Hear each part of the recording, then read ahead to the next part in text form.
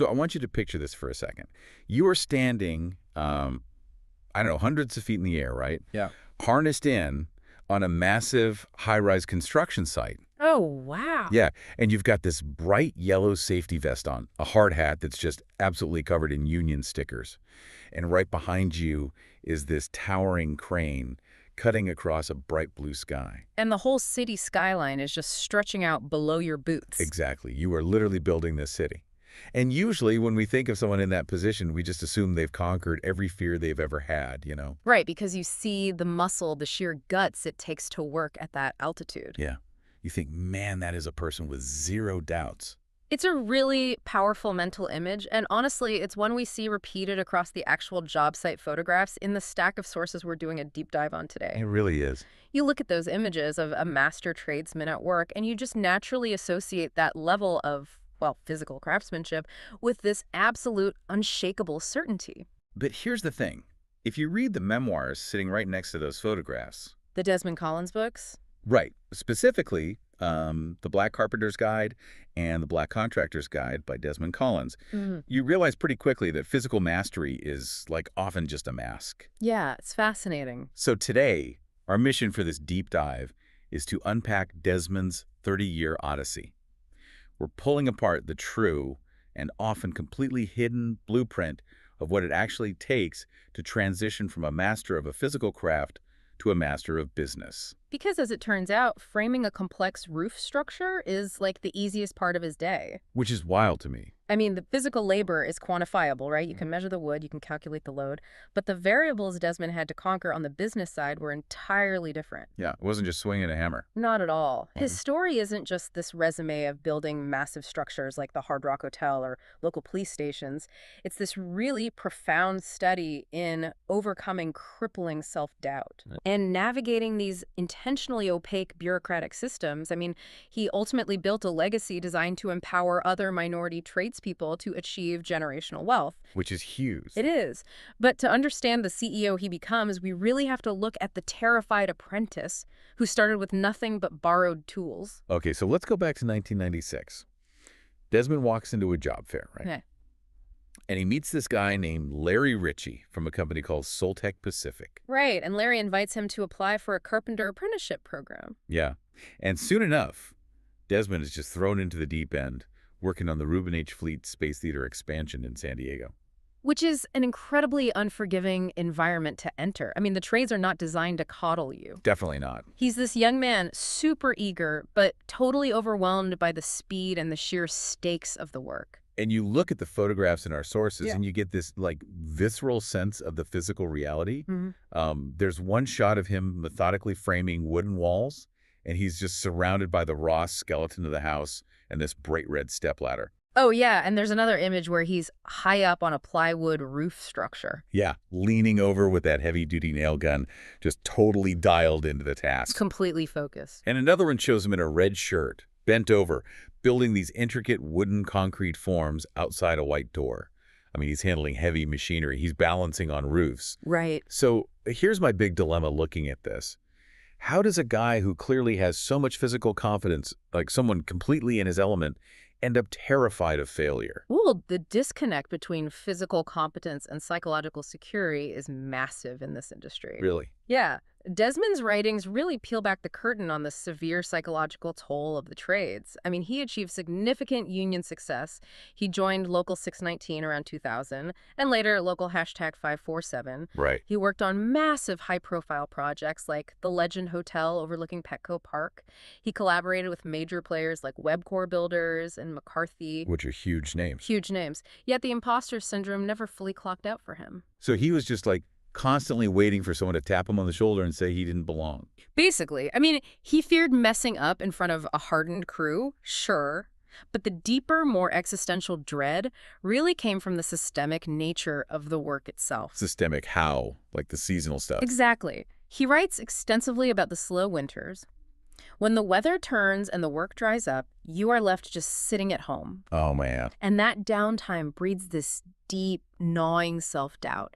Because you can be the fastest, most precise carpenter on the entire site, but if the season is slow and you get laid off, you are suddenly questioning your entire life path. Like, how do I feed my family? Precisely. That is just a brutal reality for anyone listening right now who relies on seasonal or gig-based income.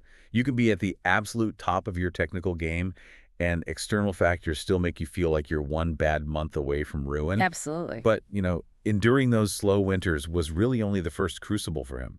The real test of his resilience began when he decided to stop relying on someone else to hand him a paycheck. The big leap. Yeah. Fast forward to 2014, he launches his own company, Collins Builders and Construction. Then, around 2016, he goes for the ultimate prize, which is his California contractor's license. And this is a complete paradigm shift. I mean, he is stepping out of the physical arena and straight into the bureaucratic one. And the sources point out how jarring this transition is. Yeah. I mean, I have to use an analogy here because reading this part just blew my mind. Let's hear it. It feels like you know how to flawlessly drive a Formula One car for 20 years. You know the engine. You know every single turn on the track. Okay. But then the state steps in and says, nope, we won't let you race until you prove you can do the corporate accounting for the tire manufacturer. That is a perfect way to put it.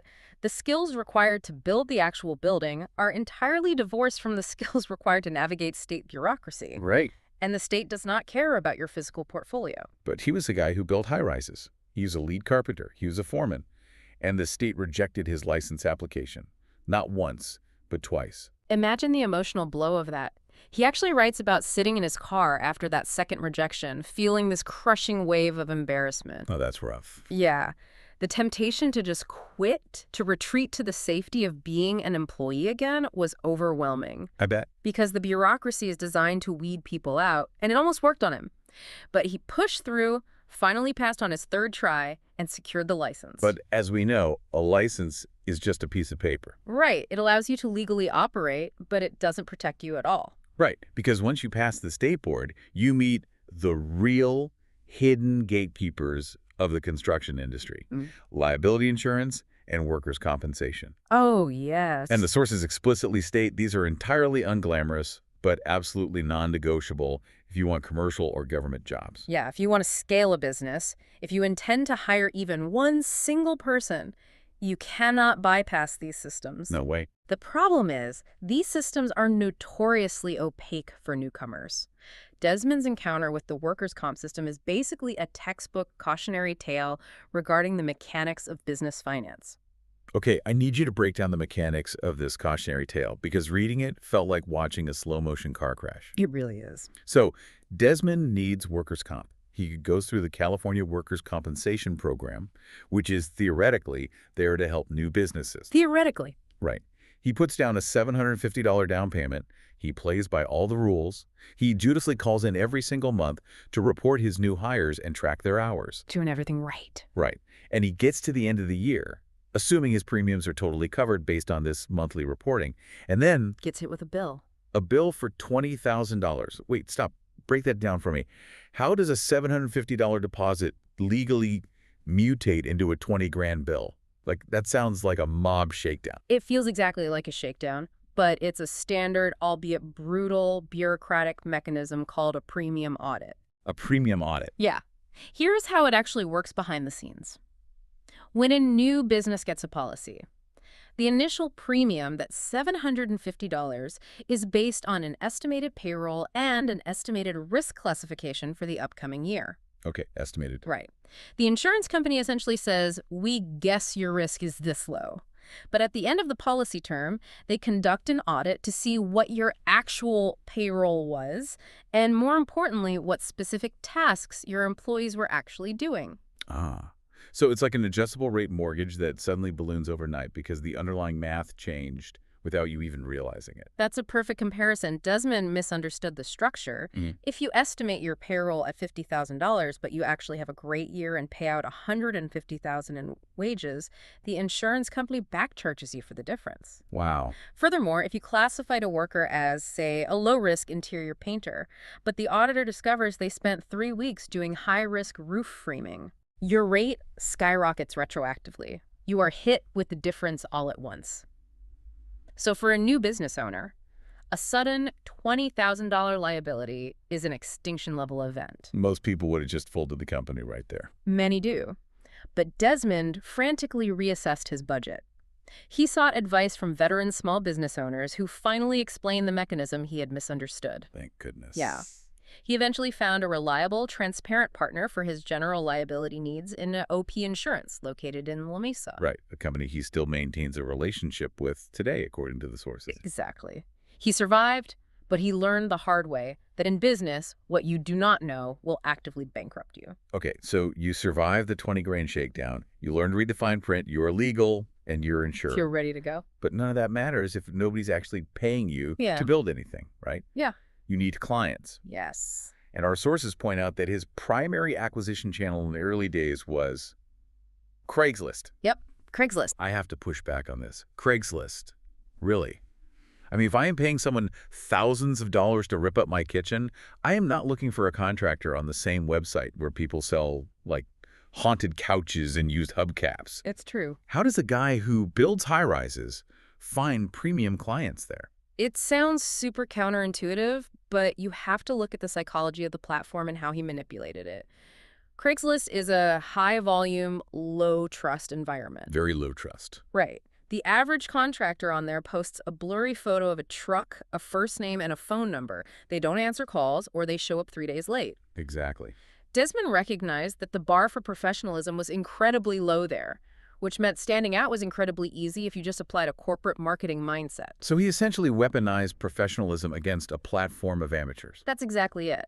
He treated his Craigslist ads like he was a premium marketing firm.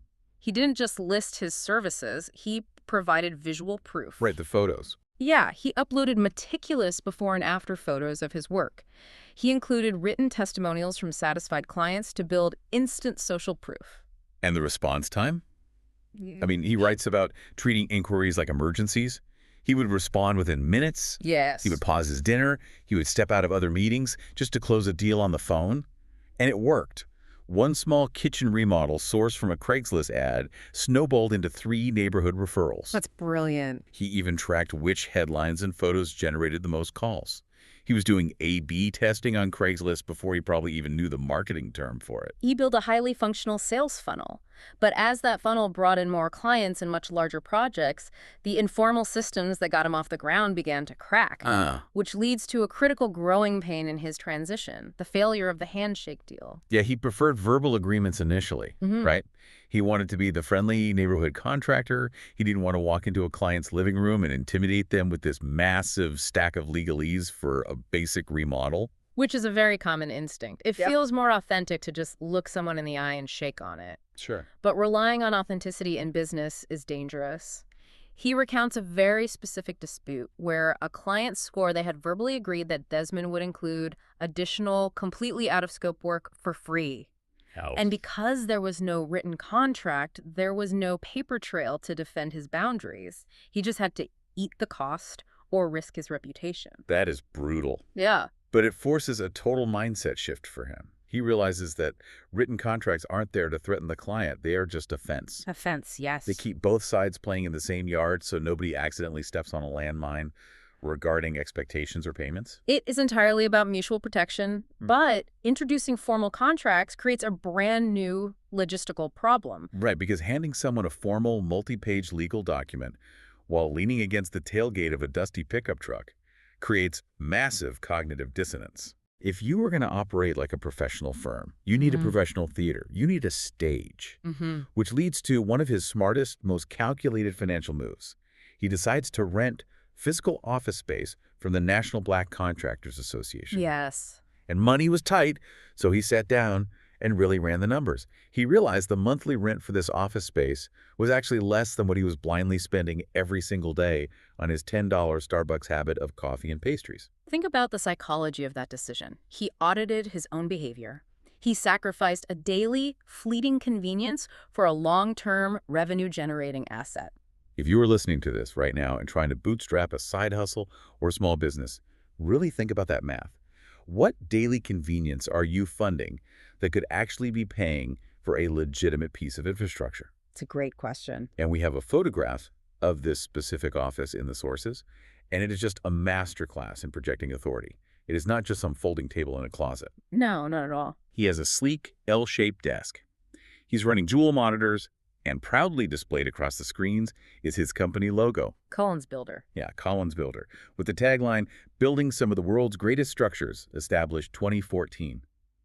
The walls are adorned with framed certificates proving his credentials. Visual proof again. He has this massive, meticulously organized whiteboard tracking project dates, client names, and site addresses. And sitting right on the desk is a framed motivational poster that says, "Today, I will do what others won't, so tomorrow, I can do what others can't." That image is the physical manifestation of his transition from tradesman to CEO. Having that space didn't just give him a quiet room to process invoices, No. It fundamentally altered client psychology. How so? Well, he writes about his first meeting with a major client in that new office. The moment they walked in, saw the dual monitors, the organized whiteboard, and the framed credentials, their entire demeanor shifted. Wow. They realized instantly he wasn't just a guy working out of his truck. The space commanded respect before he even opened his mouth. That's incredible. So he successfully built the physical and legal scaffolding of a real company. But once you have the office, the contracts, and the marketing, you face the most unpredictable, chaotic variable in the entire business world. Other human beings. Other human beings. The transition from being a solo operator to an employer is where so many businesses fail. You are no longer just managing your own time, you are managing other people's flaws. Which brings us to a spectacularly relatable disaster. His first hire. Oh, man. Desmond is eager to grow. He has a huge backlog of work. So he needs a guy. How does he vet him? He hires someone simply because he knew a guy who vaguely vouched for him. The classic trap of convenience hiring. When you are desperate for labor, you lower your standards. And he paid for it immediately. The guy shows up late to the site. He doesn't bring the right tools. And the climax of this disaster, the employee literally walks off in the middle of a live job because he got a different offer somewhere else. Unbelievable. Just drops his gear and vanishes. Let me guess how Desmond reacts. He overcorrects, right? Suddenly you need a 10-year background check, 3 glowing references, and a blood sample just to swing a hammer for Collins Builders. He doesn't go quite that far into paranoia, but he does build a rigid, unbending system to replace his intuition.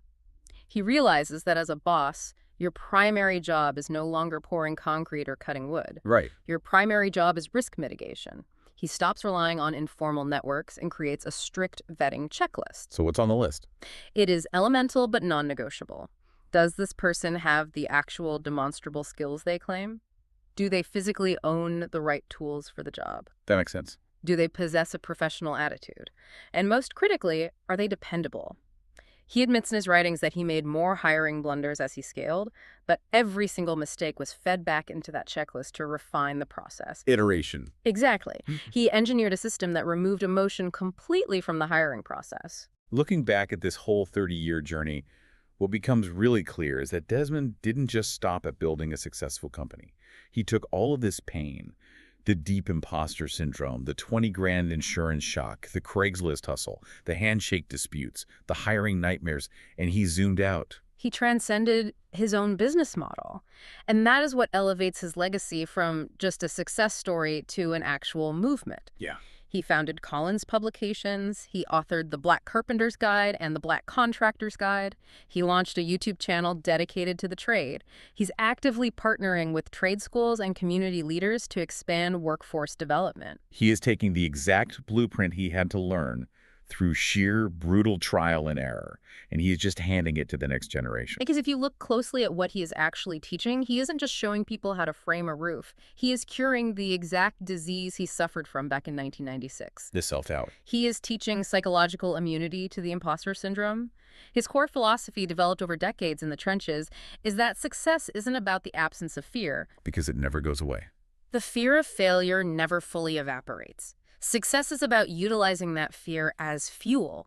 It is about taking every bureaucratic rejection, every bad hire, every audit, and using them as stepping stones to construct generational wealth. Wow. He is actively dismantling the historical barriers that have blocked minority tradespeople from accessing the true financial power of this industry. It is just an incredible, hard-fought arc. For you listening, just consider the massive distance traveled in this story. Yeah. From a terrified apprentice in 1996, walking onto a San Diego job site with borrowed tools, silently wondering if today is the day he gets exposed and fired. Yeah.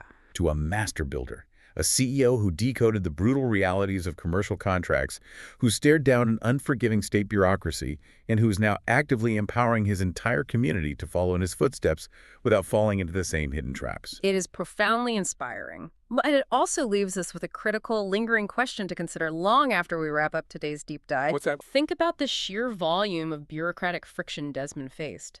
From those multiple licensing rejections to the complex, punishing insurance audits that almost bankrupted him, Right. how many brilliant master artisans in our society remain permanently trapped as low-wage employees simply because the business side of their industry is intentionally gate-kept or overly opaque? Ooh, that's a heavy thought. And what incredible brilliance, what monumental structures are we completely missing out on as a society because we haven't given those artisans the blueprint to break through? That is a thought that is going to stick with me for a long, long time.